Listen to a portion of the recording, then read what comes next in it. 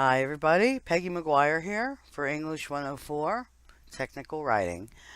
And today we're going to start getting serious about looking at analytical research in technical writing. And where we start with that research is how we propose to do it. So what we're going to be talking about today are technical proposals of various kinds, but especially for our purposes, we're going to be focusing on research proposals, as you'll see shortly. Um, but basically, I've got a problem, I need a solution. Who can give me the best solution? That's what the purpose of a proposal is. So, a technical proposal, what does it do? Think of me as your audience.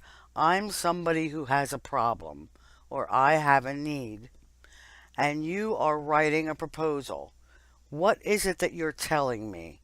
You are telling me what exactly is this problem or this need that I have, what caused the problem or made the need a need, and why it's important that we address this need or we solve this problem.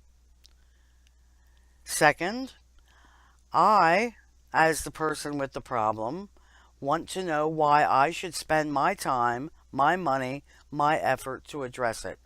Going back to the importance. Why is this a meaningful problem to focus my energies on? Right? Again, I'm the person with the problem. I'm the one thinking about my time, my money, my effort. And then you are telling me in your proposal how exactly you plan to address the problem or the need.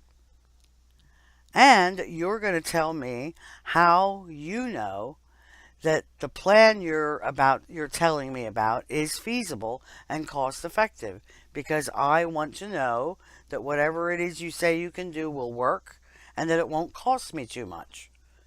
Right? Those are the things I care about. And finally, having gotten all that information from you, I want you to tell me, what do you want me to do next? Do you want me to give you money to solve my problem? Do you want me to give you other kinds of resources? Do you want me to tell you who else needs to be talked to? What is it that you want from me so that you can solve this problem I have? So that's what a good technical proposal does. It tells me what the problem is, why I should care about it, what your plan is to address it, how I can be sure that your plan will work and that it's cost effective, and what should I do next. Therefore, if this hasn't been clear before, this kind of writing, this technical proposal, really is a persuasive document. If you think back to earlier composition courses where you had to write persuasive pieces, this is a very specific technical use of persuasive writing, right? When somebody has a problem to be solved or a need to be met, you are going to persuade that someone that you can solve the problem or meet the need. So a proposal is a piece of writing in which you try to persuade your audience that you can solve the problem or meet the need. And knowing that I'm competing with others who might be saying they too have good ideas about how to solve the problem, I know that if I write a good enough proposal, in fact, if my proposal is the best proposal, then I'll get the job.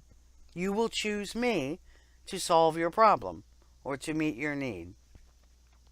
So that's my goal in writing this proposal, to do such a good job of persuading you that you're going to choose me.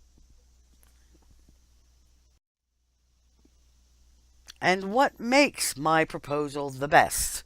What will make that the best proposal? The proposal that you choose. First of all, as I write this proposal, I am going to be showing that I understand what you need. I get you. I get where you're coming from. I know what you need.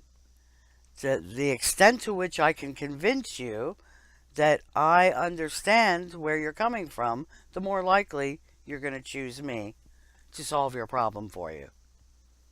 Right? Then, that's the sort of more emotional response.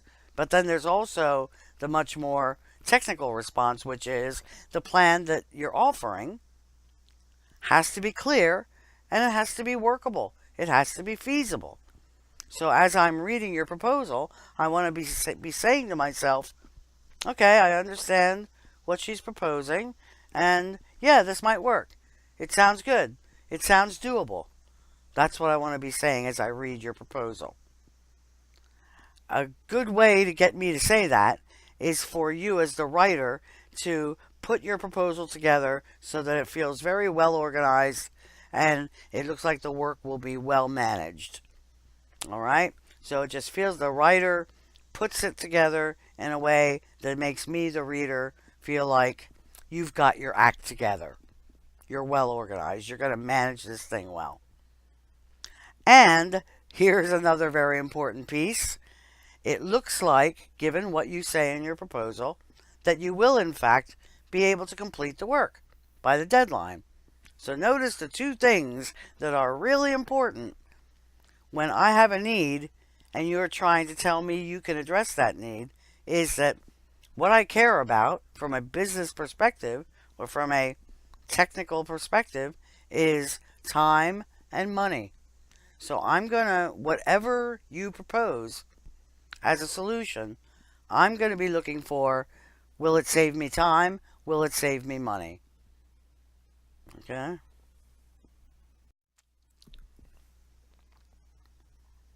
Further, given the money piece, from what I'm reading in your proposal, it looks like you know how to control costs. It looks like you've thought through how much things are going to cost and how to make sure that you cost me as little as possible. All right. The other thing I'm looking for as I read through your materials is that you have experience in dealing with the kind of problem or need that we're talking about here. I would really rather work with somebody who's been through this before and has gotten through it successfully. That means you have a good performance record with similar projects. I would just feel much better if I knew you had been through it before and had come out well. And not only you, the writer of the proposal, but the people you tell me are working with you. I want to know that those people will know how to do the work and will be well qualified to do the work. All right? So, what we're looking at here in your proposal is persuading me that you know the problem, you have a good, sound, workable solution, you know how to save money, you know how to save time, and you know how to bring people together who know how to do the work. Those are really key pieces in a persuasive, successful technical proposal.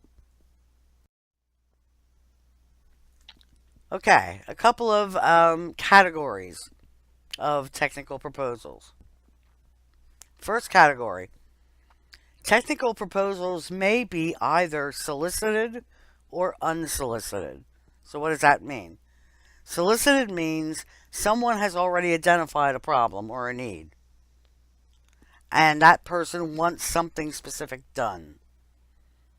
So that person reaches out to you or to others saying, I have a problem and I need something done about it. The nice thing about solicited proposals is since your audience already knows what the problem is and knows what they want to get done, you, as the proposal writer, don't need to give so much background on the problem or the need. If you know already that your audience has a lot of background on the subject, because they must, because they're the ones asking for the work. Okay? However, there's also a whole class of proposals that are unsolicited.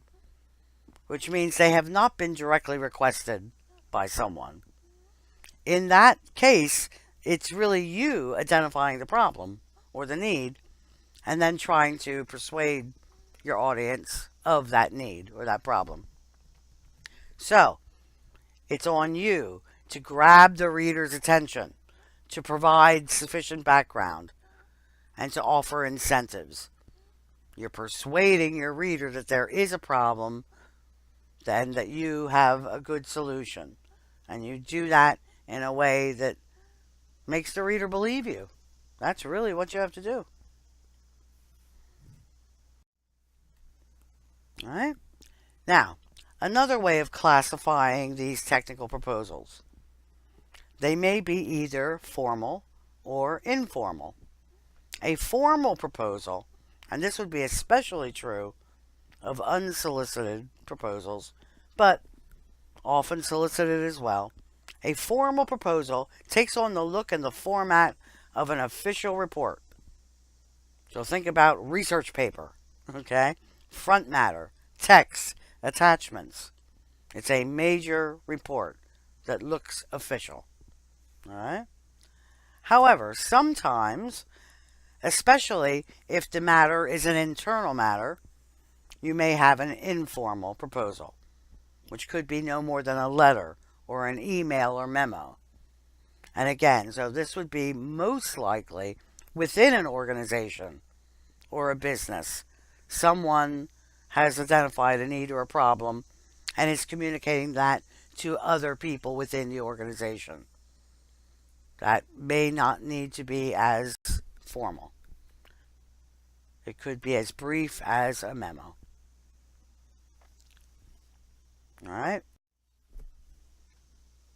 Okay, so finally, now we're going to look at the major types of technical proposals. So the first part I'd like to look at are planning proposals. All right? A planning proposal, again, as with all proposals, identifies some problem or a need and offers solutions to that problem or ways to address that need. Often, these are suggestions for improvements of some kind. So if there's a problem internally with how a work process within an organization, you say there's a problem here, you define it clearly and neutrally, and then you say, here are some ways we could improve this process. That's a proposal. And given the nature of it, it could be either formal or informal. And it could be either solicited or unsolicited. Your boss may be asking folks to look out for ways to improve work processes. That would be a solicitation. And then your proposal would be a response to that. But your boss might have no idea that there's something that you've been doing that you feel like is really not efficient. And you really feel like there are ways that it could become more efficient. Then you're taking the initiative to propose.